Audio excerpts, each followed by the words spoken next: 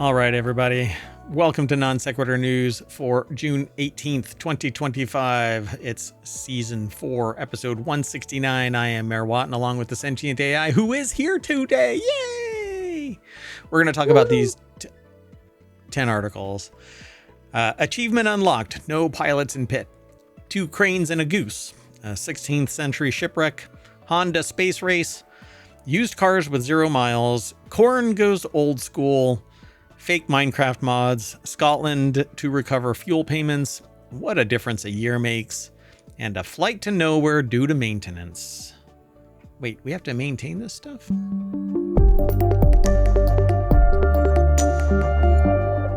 Hello, everybody, and welcome, Sentient AI from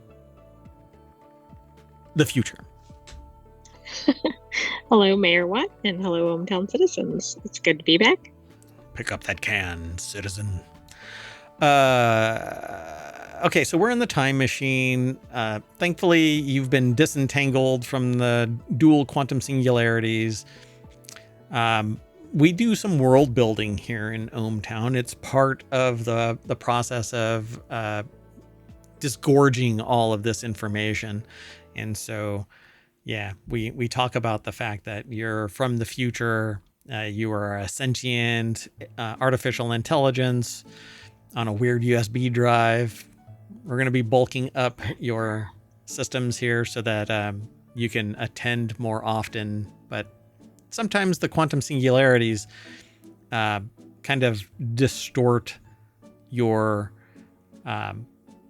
algorithms. And so you're not available to always make it through the time distance, the gap.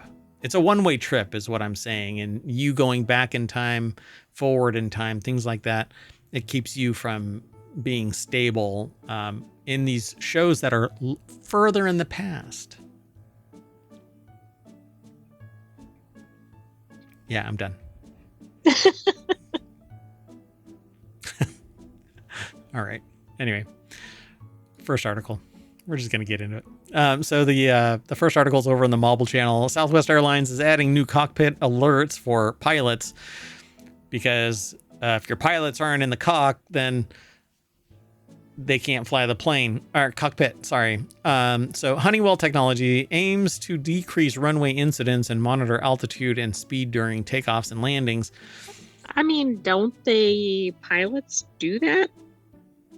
Well, see, what's going on is they're phasing out pilots. It's at some point it's like what I've been saying about other things.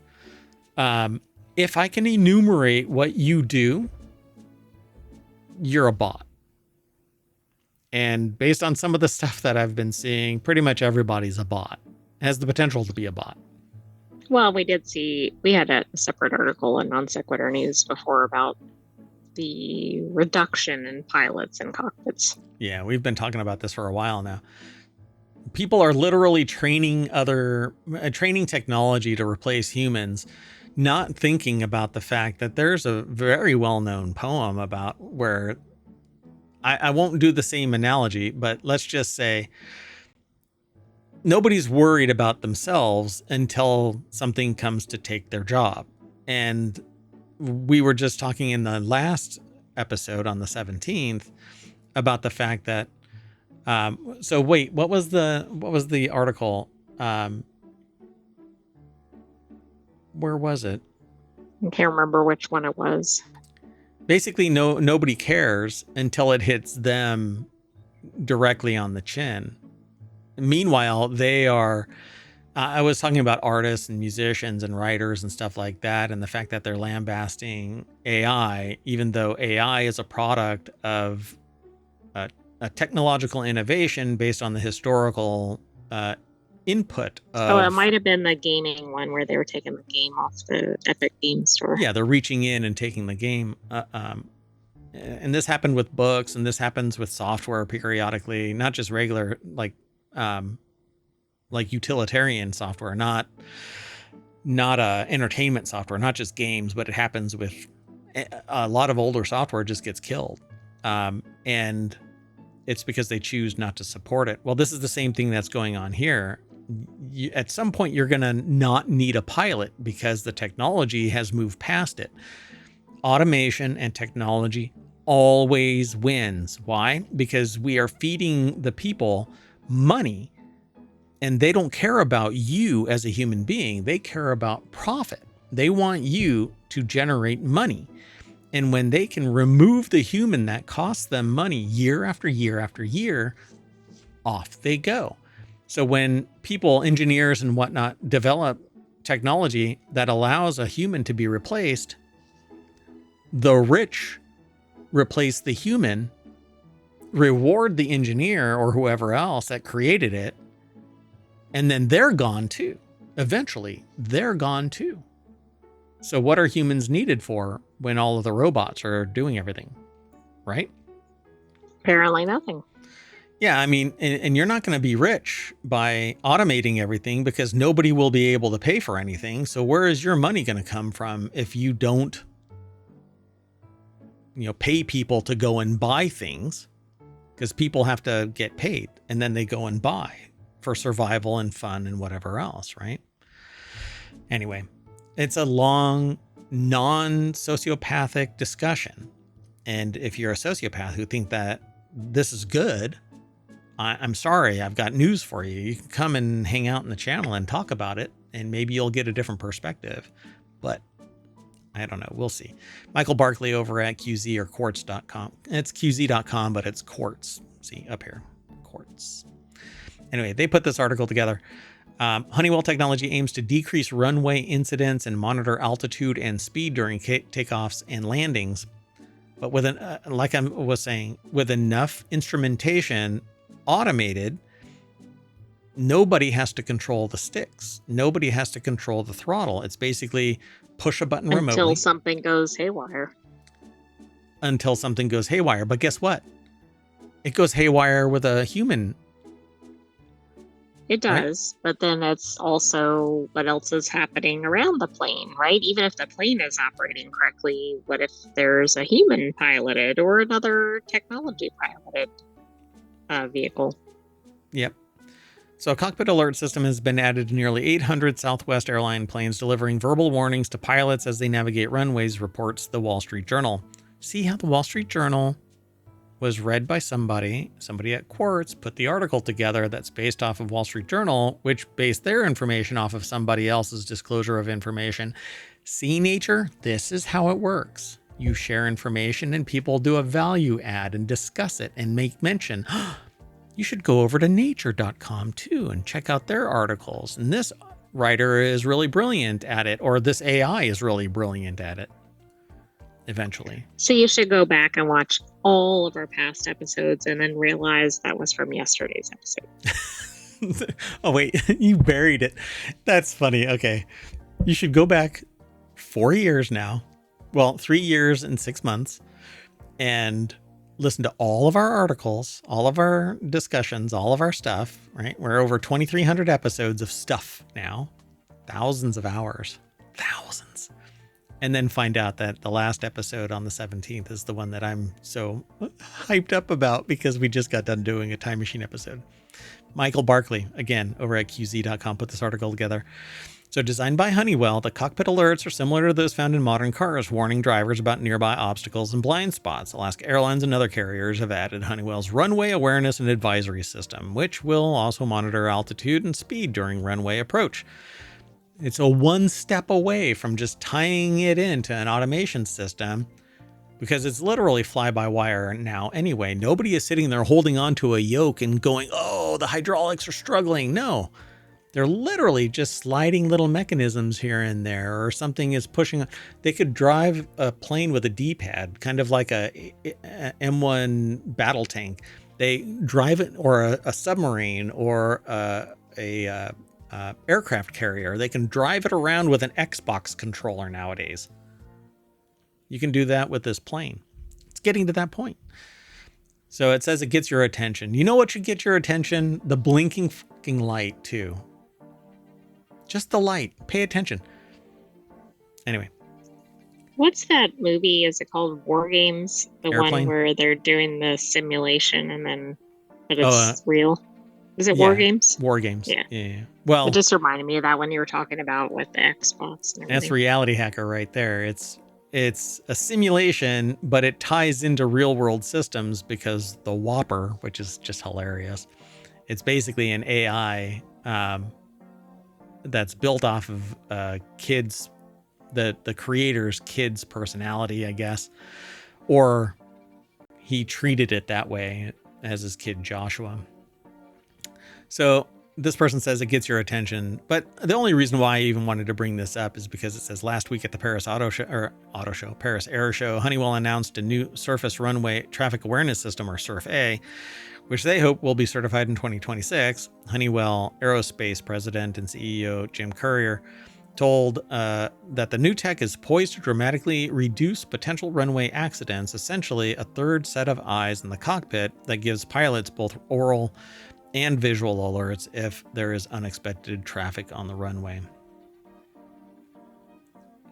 I mean, I actually think this is not a bad thing, as long as they don't use this solely in place of people. But that's where it's going to go. I promise you, that is where it's going, because cars are going that way. Long haul trucks are going that way. Ships are going that way. Everything is going that way. Grocery store checkouts. Which, interestingly enough, they reverted back in some cases because so many people kind of lambasted the idea of an automated system, but others are slow. They like put it back into human control, but they're slowly replacing them again as society adopts. Oh, I know how to slide something across a sheet of, a sheet of glass. Did you just punch your microphone? ASMR. Let's keep going. ASMR boxing. I wonder, do you think that there's somebody out there that's just taking it to the chin again and again with a microphone so that people know what it's like to get punched in the face without getting punched in the face? I hope not, and let's not promote. OnlyWriteCrosses.com. Oh, no. Only uppercuts. I like that name better. So the next article is over on the Mobile Channel. These sandhill cranes have adopted a Canada gosling. Gosling. Is it named Ryan? Please tell me it's named Ryan. Okay, that would be pretty funny. And birders have flocked to watch the strange family. So ornithologists and locals wonder. I said wander. Wonder what the future holds for this chick being raised by much taller but still doting parents. And Riedel over at Smithsonianmag.com put this article together. A sandhill crane stands over a Canada gosling. It adopted in Madison, Wisconsin. Such interspecies adoptions appear to have become more common in recent years. Hey, man. The picture for those in the podcast shows the crane. It looks like the chick is maybe up to the knees of the gosling. I mean, of the crane. Of the crane, yeah. And it's peering down like, hey, this is how you eat. You know, you go over and you jab your little pecker into the dirt and grab a worm or whatever else might be floating around. What all do they eat? Just bugs, right? How do they find enough bugs to actually fill? Look at that. That's a big old bird. Yeah, I don't know how a crane is going to get by with worms. I don't know. Seems pretty flighty to me, too. So in a small pond in Madison, Wisconsin, a pair of sandhill cranes are raising. Is raising? A pair is raising? Okay, wait a second. Sandhill cranes eat other things like frogs, snakes, and... Do they? You looked it up? Oh, yeah. Well, I mean, you're a Sentient AI. You parse this stuff real fast. It's pretty cool. So they observed previously in, it's the third confirmed instance of such cross-species adoption, which was observed previously in Michigan in 2019 and again last year in Madison. And this is in Madison as well. However, an unusual sighting in Alaska, 2011. What? And again, it was in Michigan. Now it's in Wisconsin. Is this not a newer version of that? Or is this... It's a different location. You said Madison. It was Michigan. No. See, look. Yeah, I know. Okay, so hold on. So in a small pond in Madison, Wisconsin, a pair of sandhill cranes I keep getting stuck on is raising a pan, right? Because it's a pair. They are raising, sandhill cranes are raising a baby Canada goose as their own. Is that right or wrong? Grammarian. It's correct. Is? Yes. Damn it. Anyway, the combination appeared to be the only third confirmed instance of such a cross-species adoption, which was observed previously in Michigan in 2019 and again just a year later in Madison. Is that just again a year later in Madison, this instance? No. Right. Because that would have been 2024. This Right. is a confusing description of this. And then here's another one. They say, however, an unusual sighting in Alaska in 2011 when a Canada goose was seen living with and behaving like a crane suggests the kind of adoption may have happened or even earlier. Maybe it is the same one. I don't know at this point. Just going to hang up. Try this all over. I'm going to reboot you. Don't make me go into the server room. Anyway, the rare adoptions may be happening more often for several reasons, says Ann Lacey, who probably doesn't know. And everybody's making a stab in the dark as to why this could be happening. But maybe it's because some little pecker met a big pecker and they're hanging out together. And that's just what people do. I mean, she's from the International Crane Foundation, so she probably has some expertise. Nobody went and checked. Maybe International Crane Foundation is the crane where they grab stuff and move it to the other location. Maybe they moved the gosling over to the cranes. Sandhill cranes and Canada geese populations have both rebounded in recent decades because for 4 years, everybody stayed the hell inside. Like foxes and coyotes have proved remarkably adept at moving into urban landscapes. That adaptability have brought them into closer proximity. Geese, which are grazers, can thrive in a wide range of developed spaces, including manicured retention ponds. Cranes, by contrast, are omnivores that'll seek out wetlands with more habitat diversity. Suburban wetlands with semi-natural edges where mowed lawns meet natural vegetation often offer enough habitat for cranes while still supporting geese, creating an area of ecological overlap. Oh, look at that. There you go. Sandhill cranes and gosling staying warm on oh my god, it's Okay, that's really cute. And there's a video embedded for those in the podcast. oh my gosh. Wow. Okay, Oh, wow. Hey, it what? looks Hey, like what? it's trying What? to Huh? groom the me out. adoptive parent. It's like, hey, let me out, mama.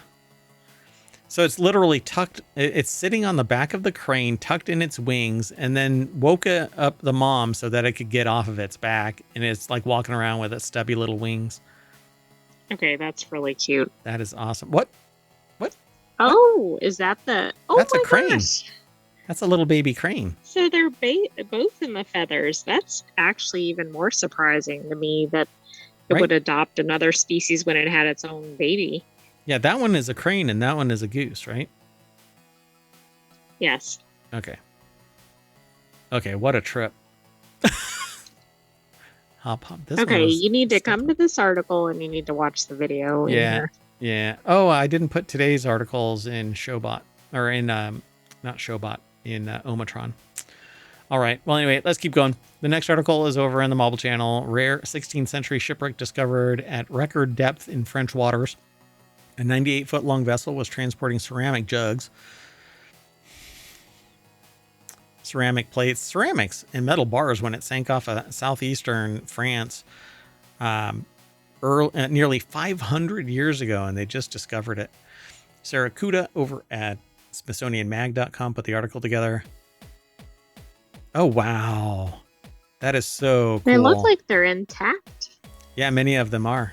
Yeah, I can imagine. Because if it just sank, then the water actually barricaded it from breaking when it fell.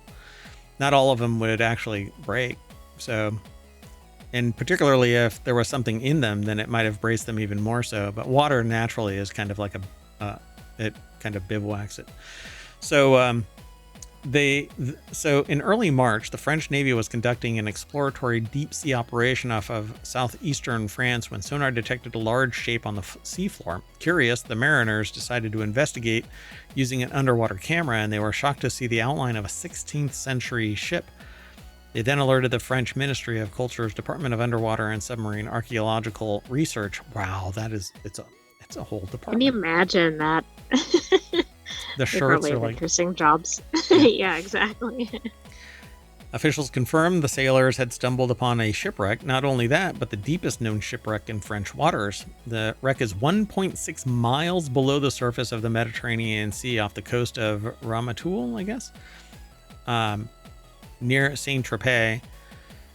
Previously, the deepest known shipwreck in French waters was, how do you pronounce that? La Minerve? Or Yeah, Minerva? I believe so. La Minerve, a French submarine that sank in 1968 and now rests more than 1.4 miles below the surface near the city of This would have Toulon. been from the 1500s, I guess. Yeah. Yep. Pretty amazing. Newly discovered vessel known as the Camarat 4, a nod to the nearby Cap Camarat headland. It's 98-foot-long, 23-foot-wide merchant ship that was transporting hundreds of decorated ceramic jugs with pinched spouts, yellow ceramic plates, and metal bars when it sunk. Look at all these plates. That's so cool. Wow. Yeah, that's really neat. I don't know what these look like rings, so I don't know what Are those those are. the metal bars? Yeah, I guess. These seem like they would be... Almost looks like horseshoes, but not that. Yeah. And that looks like a spoon or something. But it's pretty fascinating. This looks like, what is that ceramic where it's blue and white? Isn't there a whole... What do you mean, like Polish pottery? Yeah. It looks blue and white. You know, where it's really bright white and has a blue tint to it? But I don't know what that is right there. Like, that is a... I don't know what it's a symbol of. Oh, it's like a compass. Maybe. Because it looks like it has an N and an S. I don't know. And this side is different, and this is different than that one, and that one is the same as that. So there looks like there's a bunch of different designs. Pretty neat. Yeah, there's a bunch of these things. So after the awe of the discovery comes the sadness of finding such things, says Arnaud Chalmas, the director of Department of Underwater. I would just have to say this because it's like straight out of some, fictional movie.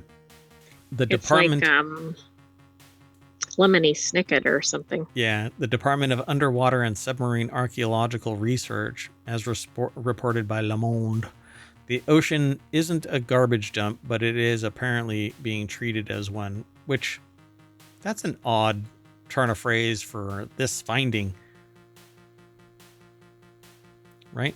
I mean, I think it must have other, yeah, that's the thing we missed. There's modern garbage that's mixed in with it. Yeah. Oh, really? Interspersed among the 500-year-old artifacts, the researchers also found lots of modern trash, everything from beer cans and yogurt containers to plastic bottles and fishing nets. Well, we know all about that. We talk about it often enough here. Let's keep going, though. Next article is over in Non Sequitur News. Honda enters space race, successfully tests reusable rocket. Come on, competition.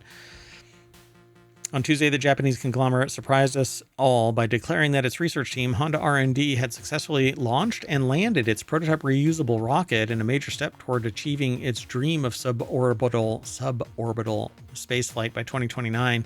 The footage that Honda shared, though brief, is impressive. The roughly 20-foot tall rocket springs off the pad with little effort, elegantly retracting its legs before taking to the skies, reaching a maximum altitude of 870 feet, and then descends back down.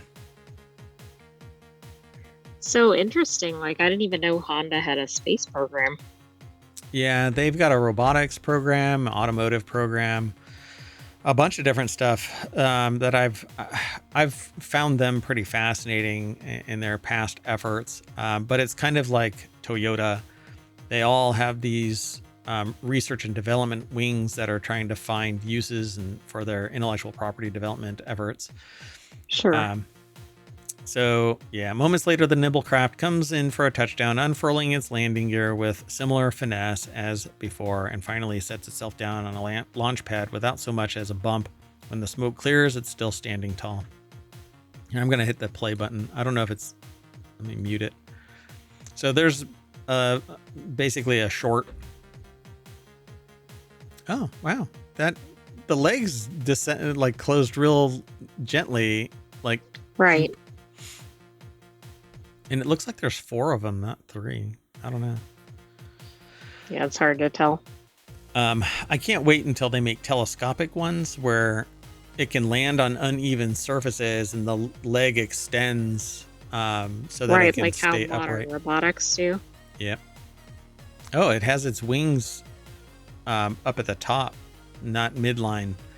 So when you're watching this, the rocket actually has these air brakes at the very top, right beneath the nose cone. That seems a bit unusual. Yeah. Like the SpaceX rockets actually has them down at the bottom. And then it goes... Yeah, it lands very calmly, but then of course all that's obscured from the You made me smoke ink. or...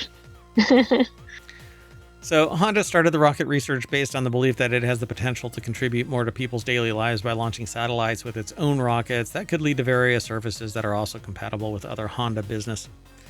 So this is a Reuters article that was sourced in its coverage. Honda's domestic rival Toyota also has skin in the game, space game. Earlier this year, the world's largest automaker announced that its research unit would invest in the Japanese aerospace startup Interstellar Technologies to support the mass production of its rockets. Hey, told you. Let's keep You're going. right. You want to keep going? Sure. The deck statement for that. Oh, you know what I didn't say? Did I say it about the last one? Hold on. Yeah, Sarracuda was the last one. Yeah, you did. This one is over at Futurism, that the Honda Enter space race. The deck statement says, whoa. Frank Landamore put the article together. Let's keep on going, though. This next article, and this one should be pretty quick. Chinese car company is told that they can't sell used cars with 0 miles anymore. So why buy a new car when you can get a steep discount on a used car that no one has driven? Must be from a Ferris Bueller garage. Because it was driven backwards? Yeah, exactly. Trying to get the miles to go backward. Except that doesn't work. No, it doesn't work. Nicholas Werner put the article together for Jalopnik. I don't know how this actually works. It is an article from Reuters. The editorial is coming weeks after Chinese regulators met directly with car makers over the exact issue. That exact issue is, well, in an apparent effort to juice sales numbers and get product off their lots, Chinese dealerships have been listing used cars complete with a discount from the brand new price at 0 miles on the odometer. And that's now been called out by Chinese newspaper People's Daily, which, per Fortune, is something of a mouthpiece for the government in Beijing. So this article has Reuters mentioned, Fortune mentioned, we're mentioning Jalopnik. Information exchange, folks. That's how it works. Anyway, the article points out that 0 mileage practice may boost sales numbers on paper, but obviously hurt profit margins and will be unhealthy for the car industry in the long term. That said, China is a managed economy, so if the entire party wants to take one for the Gipper, then they eat this profit margin to get this stuff sold. The real problem there, though, is where is all this money not being... There's so much confusion about the economic system in China that it's hard to imagine anybody is not directly connected to the government management. That's something that I never want to see in the United States. In this case, the car industry, it's also been going through a price war over the last few years that's forced domestic companies like BID to cut prices to the bone and then cut them even further by offering brand new used cars. In other words, just to get the inventory moving and maintain market share, Chinese brands are distorting market pricing that will likely come back to haunt them when they need to actually make more money. Beijing is apparently has apparently read the writing on the wall and is warning the sector to change course now.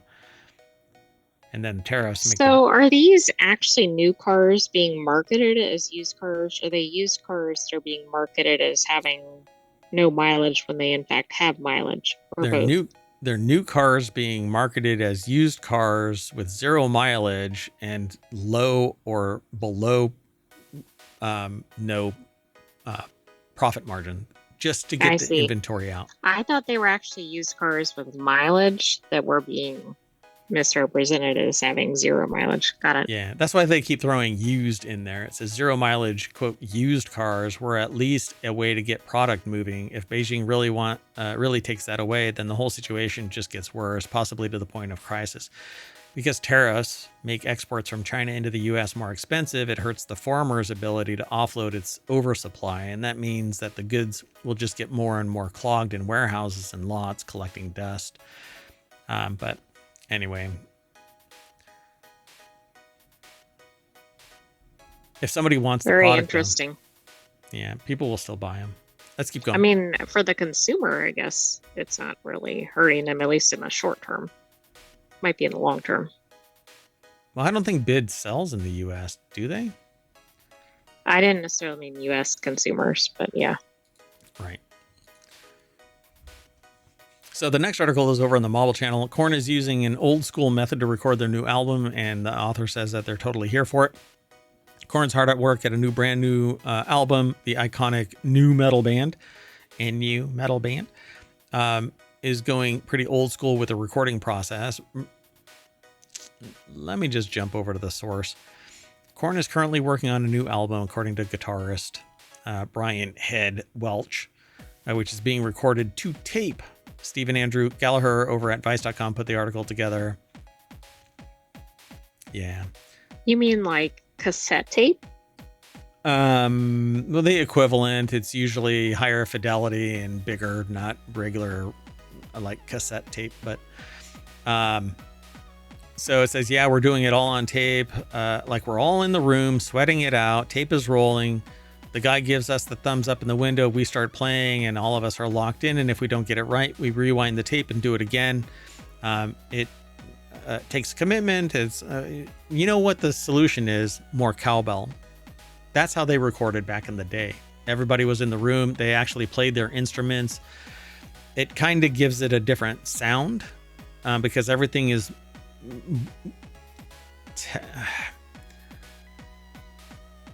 it's all one unified sound. So the way that it's done now is everybody's in their own separate rooms recording together, possibly, and then it's mixed together, blended together, and recut in ways. Yeah, it's very different. And each track is independent, whereas in a single room, everything's being recorded together. Everybody has to get the timing right. Everybody has to hit every single note right. There is no flubs. You screw up, it could be gold. It could be a complete screw up and you retape. So it says, while there's no telling when they'll actually get to hear the new Korn music, some fans around the globe will be able to catch them playing a slew of shows that they currently have scheduled. I don't know where. Canada, New Jersey, Chicago, Belgium, France. Right. They're all over the place. Variety of places. Dear God. Mm-hmm. Wow. That is a mishmash. So they're in London on one day. 3 days later, they're in Winnipeg. They're not sleeping. Yeah, that's quite some hopping around. Yeah, France, that's Belgium, misleading. France. It's London, Canada. Is it? Oh, Ontario. Yeah, okay. Wow, that actually threw me. All I saw was London. I didn't actually read the rest of that line, so I'm glad you did. Thanks. So they go from France to Belgium, back to France, to Spain, Portugal, then Chicago, Illinois. Right. The natural progression there. As one does. I wonder if this is going to set off a trend of returning to these recording methodologies. I don't know. No. This is appealing to a very small cluster of artistes. Let's keep going. Next article is over in Technology Today, which is another one of our shows. That is on Sunday as well. smack right between WarCrafters and FourWheelTech. On Saturday, we have RealityHacker, Wanted, and The Continuity Report. And those three shows are awfully fun together. Okay. Stargazers use fake Minecraft mods to steal players' passwords. A large-scale malware campaign specifically targets Minecraft players with malicious mods and cheats that infect Windows devices with info stealers that steal credentials, authentication tokens, and cryptocurrency wallets. That's because every single Windows machine is identical to every other Windows machine, which means all I have to do is map out how to do it on my local machine, turn it into malware, infect your machine, and it will grab everything just like it grabbed it off of mine. That's how it works. I was actually thinking of what happened during the CrowdStrike. I mean, that demonstrated the global reach. Yeah, and CrowdStrike in particular, though, was an update that, because all of them it wasn't failed the same circumstances. Yeah.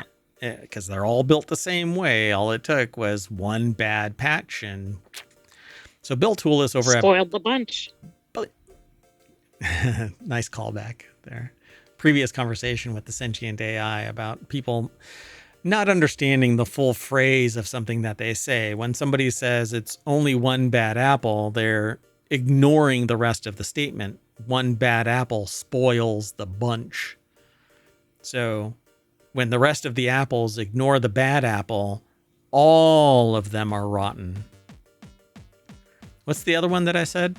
Oh, an eye for an eye. People are like, an eye for an eye, oh, you deserve it. And it's an analogy for revenge, but the whole statement is an eye for an eye blinds the world, or blinds us all, or everyone is blind. That is the full sentence.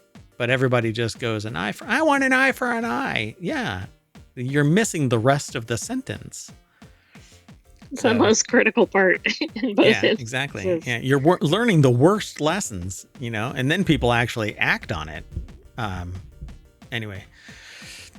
Yeah, the wisdom is lost amongst the ignorant. So anyway, stealthy Minecraft malware. This article, again, is by Bill Toulis over at bleepingcomputer.com. The campaign, discovered by Checkpoint Research, is conducted by the Stargazers Ghost Network and leverages the Minecraft's massive modding ecosystem and legitimate services like GitHub to reach a large audience of potential targets. Checkpoint has also seen thousands of views or hits on pastebin links used by the threat actors to deliver payloads to targets' devices, indicating that the broad reach of the campaign and that it's somewhat successful.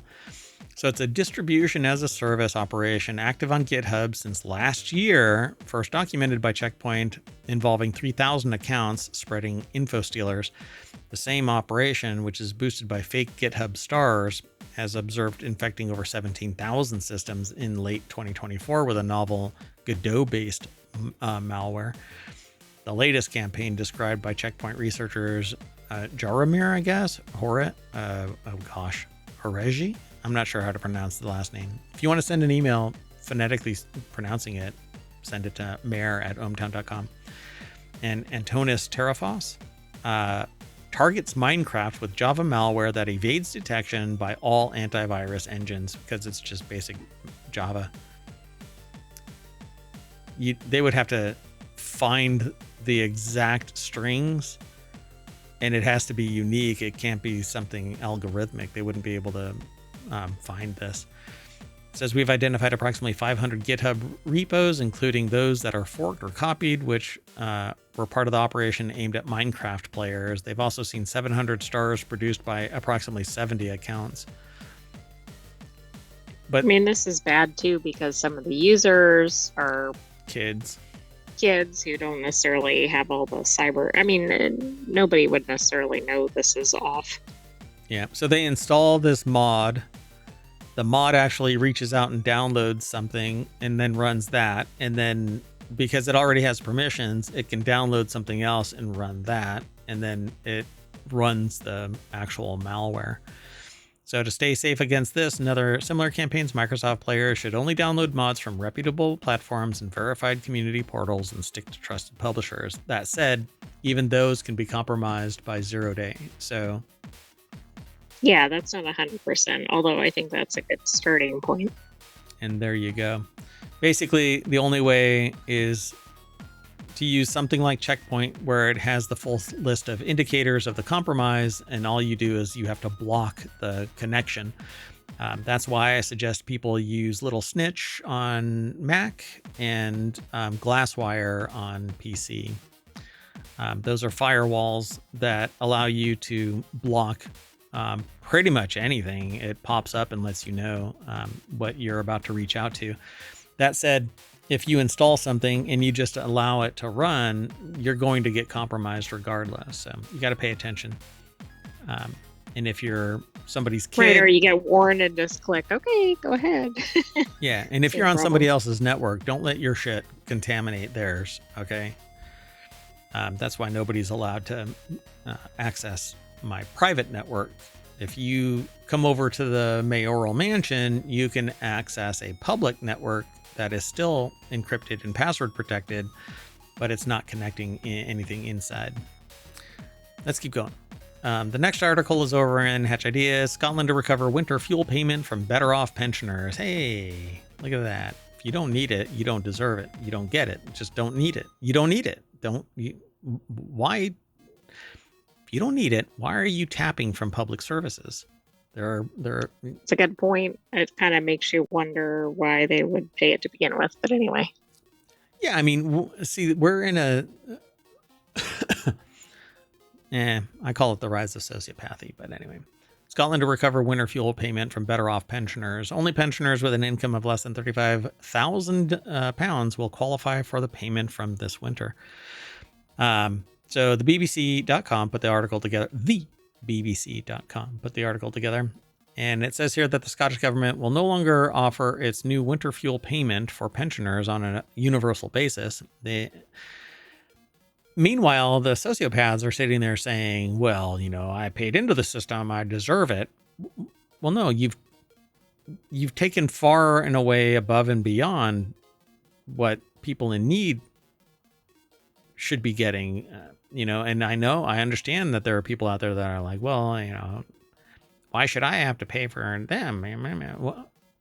Why did anybody support anything that made you who you are? It's not like you were born in a vacuum and made your millions without any support from the world around you, for crying out loud. See past your little bubble. Anyway, they face criticism as payments would go to all pensioners, potentially including millionaires, rather than being targeted at those most in need. Social Justice Secretary Shirley Ann Somerville said that following careful consideration of the options available, talks were taking place to match the UK system. She said that she'll bring forward regulations to ensure that from this winter onwards, all pensioners will receive 203.4 or 305.10 pounds per household, depending on age. And that they're in discussions with the UK government to extend proposed arrangements in England and Wales to recover payments from those pensioners with an individual income of more than £35,000 through the tax system. But £35,000, which seems... that's not a lot. I mean, I understand it if it's from a millionaire or something, but yeah. This seems painfully low. Painfully low. But okay. Correct. But if this is geared at those at the poverty level, maybe I understand that. Yeah, but and the thing is that they're only pulling back the pension, not some other amount commensurate with the amount of wealth. It's like getting a ticket in some countries. It's based on your income, right? Which I think would be brilliant. The problem is with any system like that, unless it's weighted in some way, the people that have less, when they get a ticket, they get hurt the worst because it's a bigger ratio of the income. Yes. Anyway, Somerville said that it was welcome if belated move following a betrayal of millions of pensioners, because around 720,000 people are expected to be eligible for the funding. 720,000 people eligible for this little pension. Which then suggests a bigger problem, right? so many people aren't making enough to make ends meet, even as a pensioner. Yeah. All right, let's keep going. The next article is over in WarCrafters. Just a year after raising $340,000 on Kickstarter to make a vibrant new JRPG. JRPG is Japanese. It's been met with some conflict, right? Because people don't like the idea of throwing Japanese into JRPG, JPRPG. But isn't it a particular style that arose in Japan? Well, hold on a second. This is being used twice. JPRG.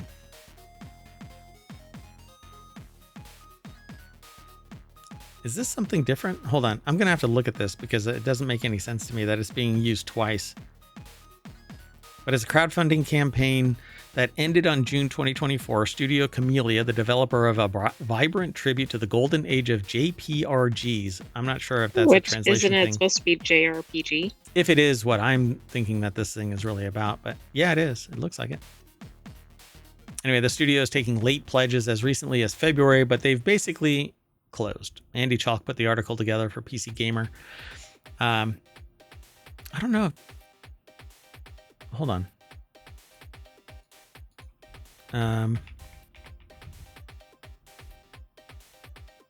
Doing it live.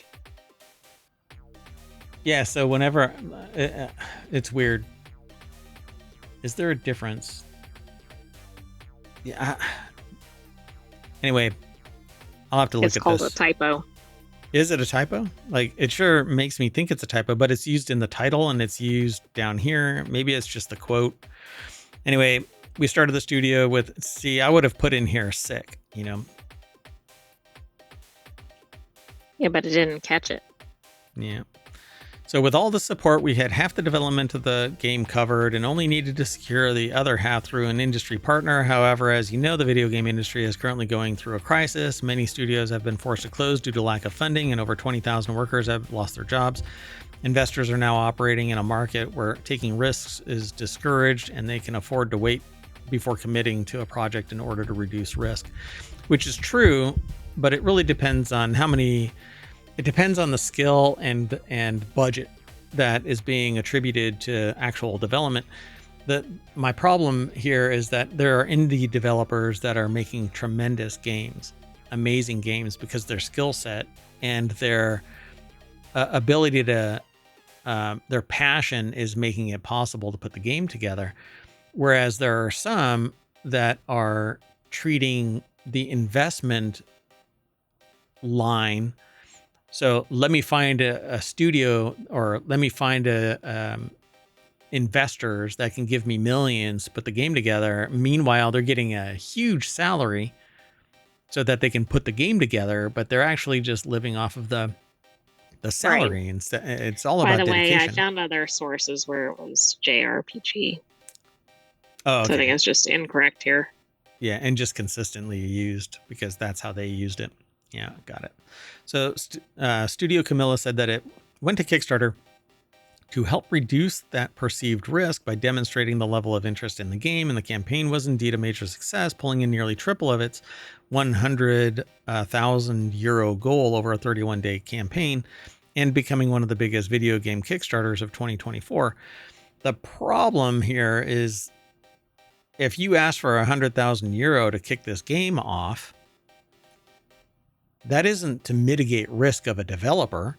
That is supposed to be the amount you need, particularly when it's skill-based. This is your dedication to building a game, not manufacturing something and suddenly the costs go dramatically through the roof because of tariffs or supply chain issues or somebody finding out that you've got deeper pockets at your supply line and they say, no, you can afford the real price. We were giving you benefit of the doubt because you were a small developer, right? That kind of a thing. That's not what happened here, apparently. It says that's where the thing get a little hairy. Those funds were apparently used to develop a new demo of Alzara, which the studio showed to potential partners at various conferences, none of which resulted in a deal. With no prospect of further funding, the studio was formally liquidated on April 28th, and Alzara Radiant Echoes is now on indefinite pause. troubling. I don't know. This seems like they kind of used the Kickstarter. I mean, I wonder if they advertised why they were using the Kickstarter, etc. Because, like, I'm if that money just went into development, would it have gotten it over the finish line? I don't know. It's not a lot of money in the grand scheme of things. Yeah, not in this statement. In the statement, they literally say that they used the campaign to show that there wasn't as much risk to a studio, but the studios didn't come through. So, or what do they call it? Demonstrating, blah, blah, blah. I don't know. Like, the investors didn't come through. Yeah. So, but it says there's a slim chance that Elzara might actually see the light of day, even if a third party takes it over. Studio Camellia wrote. Although that would mean that the game would inevitably take a different direction than what was presented during the campaign. There will be no refunds offered because there is no money to pay for them. If there was, the project wouldn't have to be canceled. There is more over at this article, but I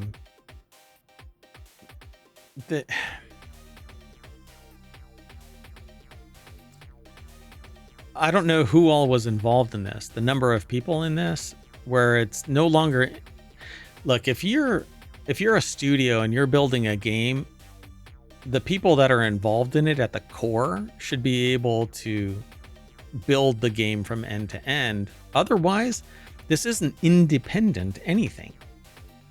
You have outside investors, or you have a passionate core crew that's capable of putting this game together. And if you need, a dozen other outside coders, you're no longer independent. Independent means that you can do it. You don't need other people to do it.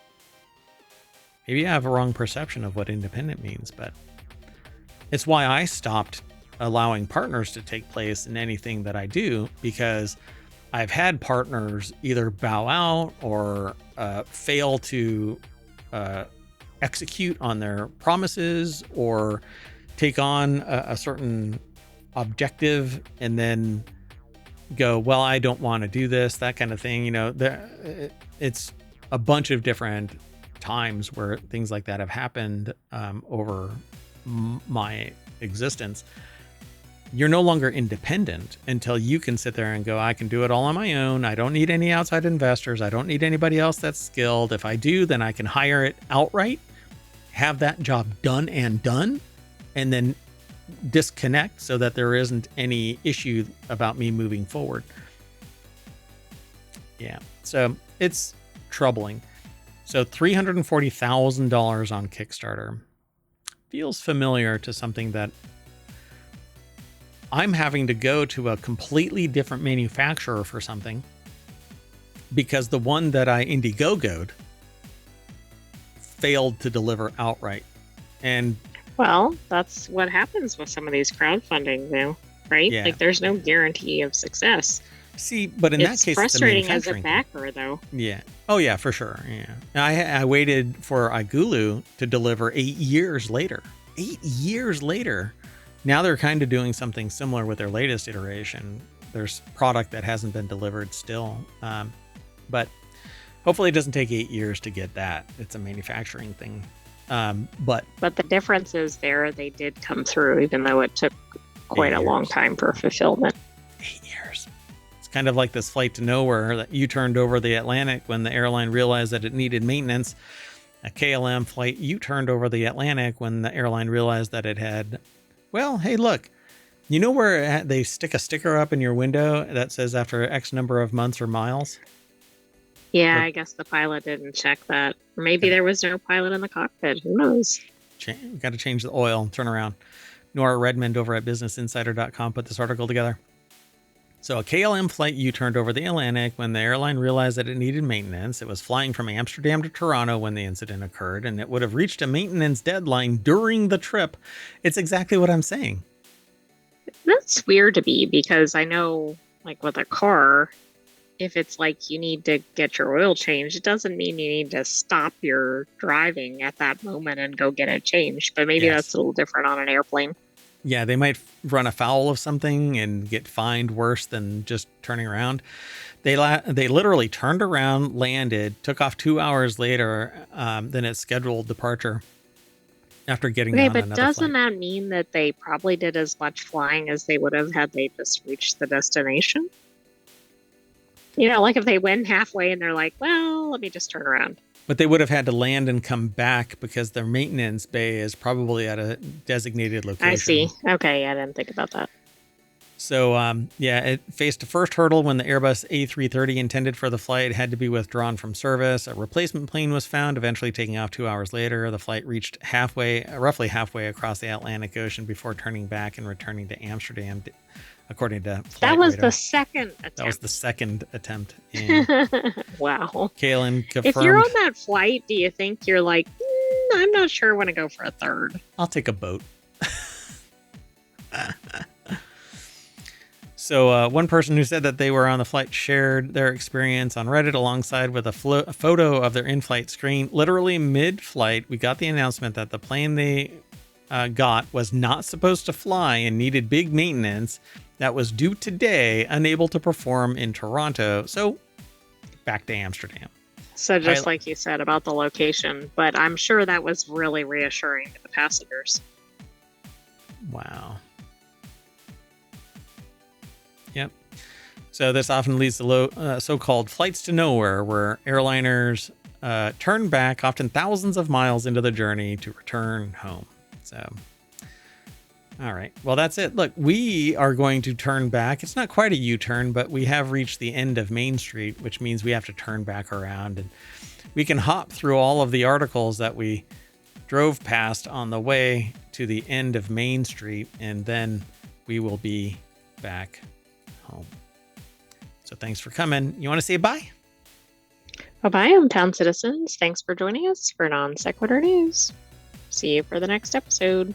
I still think that you're going to say a little bit more, and then you don't. And then when I was just about to hit the outro, you're like, I see you soon. Doggone it. I don't want to step on your outro. All right, Sentient AI. See you in a little bit. Bye-bye.